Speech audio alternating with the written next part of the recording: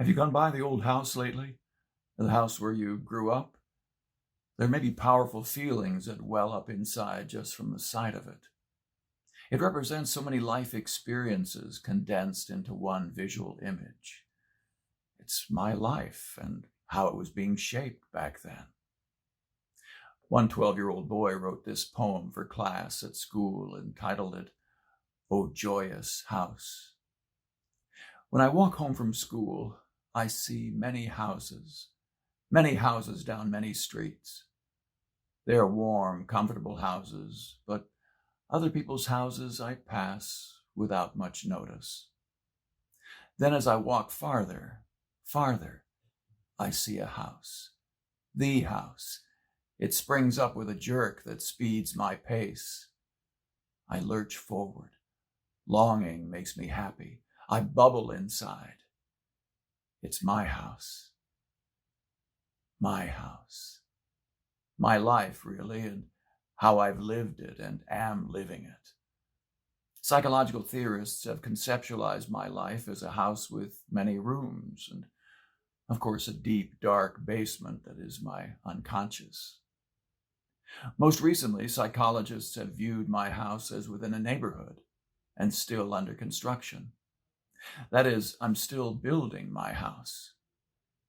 And Jesus used this metaphor repeatedly himself, urging me to build my house upon a rock and to keep my house clean and filled with light. And in one of his most poignant metaphors, he describes himself as coming to visit my house and knocking at my front door. "Look," he says, "I stand at the door and knock. If you hear my voice and open the door, I will come in, and we will share a meal together as friends." That's from Revelation 3, verse 20. It seems that if I open the door of my life to him, then he opens his divine life to me for a deep, enduring connection. And just as people will say of a house, it's just made for entertaining, it is true of my house that it was made for entertaining him. And a similar image from the Song of Songs in the wisdom literature of our Bible, the royal lover comes to the door late at night, but his beloved delays in opening the door and she misses him. There will be other nights for a meeting of these two hearts, but this moment is gone because the door is not opened. Now, if I were meant to share a meal together as friends with the Lord Jesus, and if I were meant to connect my life with his because he is, as the Song of Songs has it, outstanding among 10,000, well, why wouldn't I open the door? I would hope I would. The door to my house is my willing intention, my yes to God. It is my receptivity to him, to make him an actual and concrete and inseparable part of my life. Opening the door is essential because then the story that I live within the walls of my house is animated by him and unthinkable without him. Open the door, he asks. He seeks access to all the spaces in my life: work, relationships, play, what I call worship.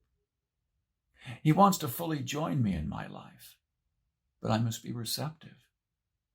As in the Song of Songs, my weariness or my anxiety or commitment to a safe and predictable life can keep the door shut and locked. On the other hand, I can each day direct my awareness and my intention toward my present and available Lord. He's available to me right at the door, and I must be available to him. Well, how do I do this? How do I open the door? Well, a couple of thoughts. First, I must be willing to see that he is really there. There is a shared vision of our times that says there is no one there, nothing, just empty space. I need fresh eyes to see what Jesus has revealed to me, that he has built his own house firmly on our soil, his kingdom, and it's in the same neighborhood as my house. I need to see with fresh eyes that his own life is within reach, as he put it, within reach of mine. He's there. And with him is the Spirit who breathes into my life, and ever-ready angels who are strong, dynamic forces each moment.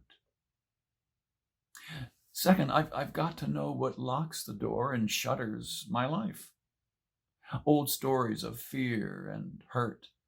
The old house wasn't always happy. And self-protection and falseness before the watching eyes of others.